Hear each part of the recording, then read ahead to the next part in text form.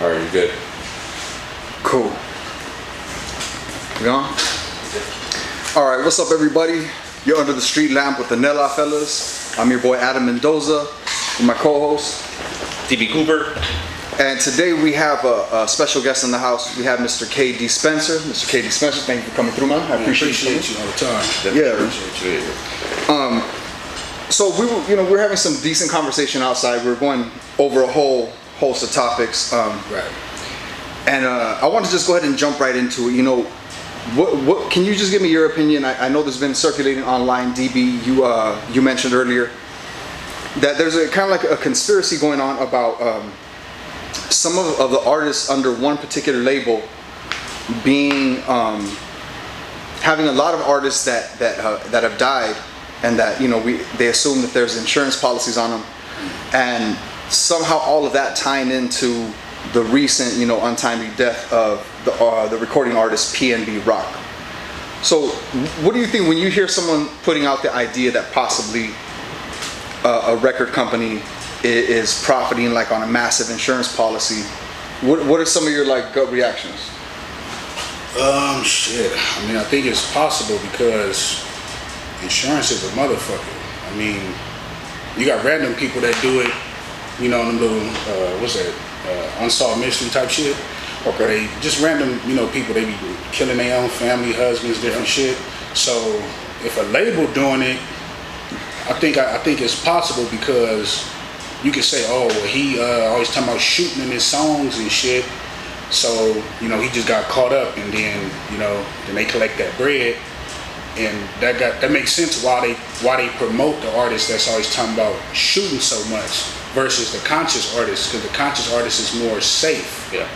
If you out there talking about shooting and killing all day, 9 times out of 10 you're gonna run into some bullshit. Right. That's just the way the ball bounces. Okay, so is there I'm just throwing this out there, but is there maybe do we see the more conscious artists tending to have more longevity, they're lasting a longer time? Do we see that?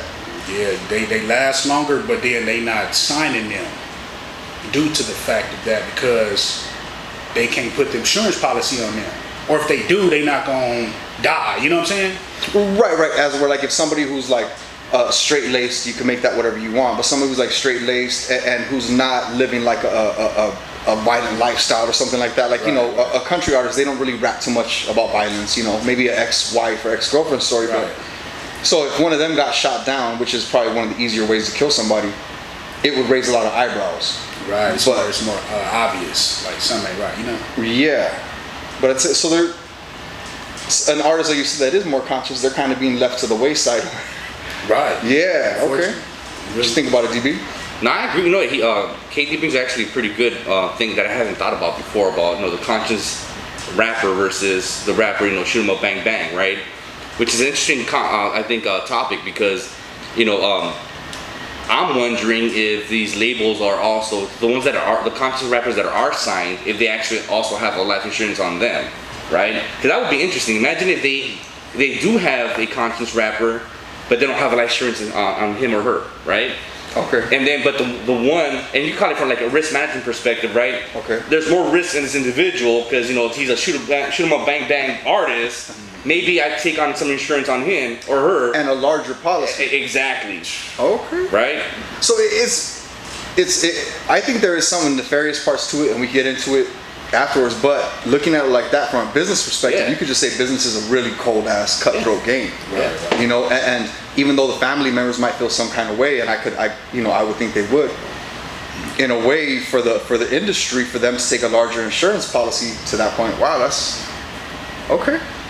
I think there's something a little bit more nefarious to it, in that we don't really see, aside from Black and Latino artists, or however you want to identify. Right now, there's a big thing between Latino, Hispanic, Chicano, Mexican, sure. and Cali Mac and things like that.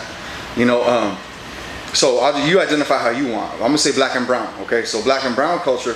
Aside from those two cultures, as far as rap artists go, you don't really see outside of that in mass any other cultures that really promote that. Meaning, Ed Sheeran, he's not beefing with John Mayer, Right. or John Mayer, sorry, John Mayer.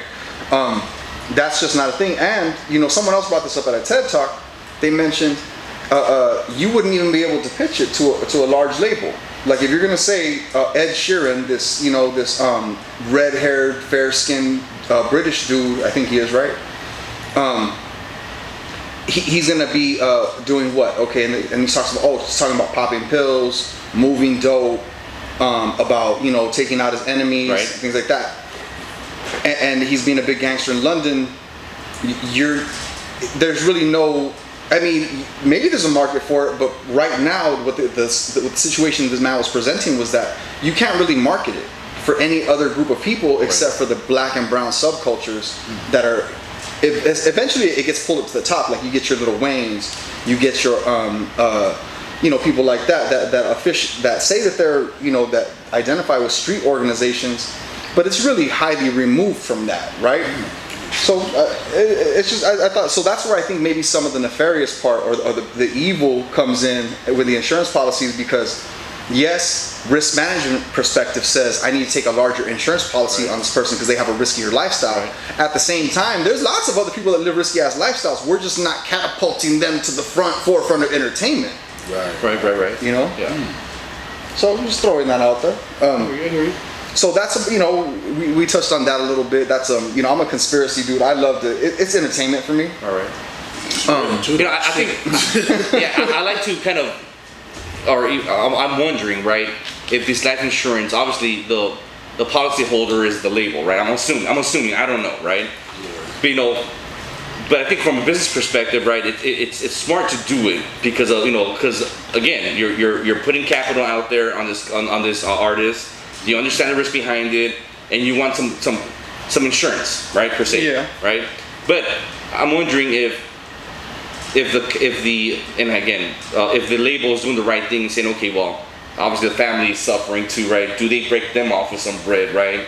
I think that's the interesting part for me, right? It's like, okay, you're from a business perspective, you're doing something that it might be necessary, it is what it is, but are they breaking off the family too on some of that money, Well, that'd be interesting to know. Let's find. I mean, if we look at corporations, right, historically, they're not. They'd rather break off millions to pay teams of lawyers to not break off a family. True. So I think the likelihood of them doing the quote unquote right thing, that's a little sketch.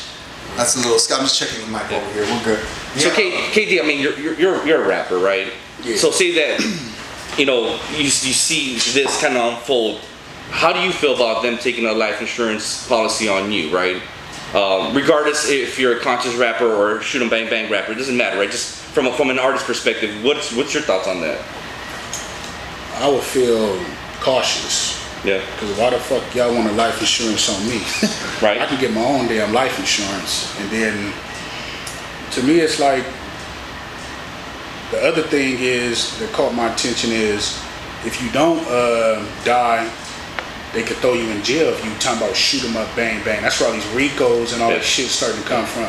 Yeah. But a lot of these labels, they affiliated with law enforcement, they in some type of cahoots. So one way or another, they're going to get some money out you. Either way. When you go to jail, that's money too, you know what I mean? Yeah. That's a $1 billion business. Oh, okay, got you. Feel me? So if you don't get killed, we going to throw you in jail. And it might be some shit where the labels got some shit with that. Or we going to throw Whoopty in jail. We'll get y'all tax write-off, but that's taxes. We all know that when you go to jail, you're a tax write-off. Right. And that's another form of insurance. Yeah, and then for the even like it doesn't usually if an artist goes to jail, even if they get hit with RICO or whatever, even in cases like Tekashi where he told, it doesn't always reflect negative in record sales. Right. Like Yeah. if a dude stays, especially if a dude stays, quote unquote solid and doesn't snitch, it's not going to affect his record sales at all. Like he'll still be like selling. So again, like you said, for the record company, whether this person lives, dies, or is in the worst situation, they're cashing in. Right. Yeah, That's it's all money. It's a cold game. What Nipsey say, it's all money in. Yeah, man. So, all right, is there any for everybody out here? Is there any conspiracy theory? Let's start with you, KD, that you feel like has some merit to it, like that? Okay, nah. This maybe shouldn't be a conspiracy theory. It's more like this is factual. Like you can see some evidence in real life that it's a thing. Right. You know what? It's kind of hard because I think it's a yeah and a no with a lot of them. Because they could go back as far as Tupac and Biggie. That might have been no. You can go back to Eazy-E. I think that was maybe the start of it. Okay. Because they all have these assumptions and these, not even assumptions, I'm not even gonna say assumptions, I take that back. They have these theories, these allegations, which sounds true. Everybody in his camp and around him, like how fast he died. Right. He might have had a life insurance on him, and then we all know he had a fucked up ass, his manager? Heller, with Jerry exactly. Heller, yeah. And he was full of shit, so it could go back as far as him and all that shit. And then some people just be doing crazy shit and they get killed. But I think now they figured it out. Yeah. Like, these motherfuckers be out here doing this. Let's throw that on him. Let's throw that. You feel me? Right. And if it is that somewhere they get a family money, that goes back to what you were saying. Maybe they, okay, this dude, we're going to put $1 million on him. On this dude, we're going to put $3 million. So we're going to get a family $1 million, but we still getting 2 more. Right. And then with the conscious artist, we might give only $1 million. So they probably is, if they is doing it, they do shit strategically. Yeah. You know what I'm saying? Yeah. DB Cooper, you got one that you kind of think might have some merit? Yeah, I think so, and I think well, I'll let you be the judge of it, right? Policymakers, there's a big incarceration rate, right, for mainly Hispanic and blacks, right? But in reality, it's a business. It's a I think $1 billion business, right? And people think that RICO acts and all these are happening because they want to clean up the streets or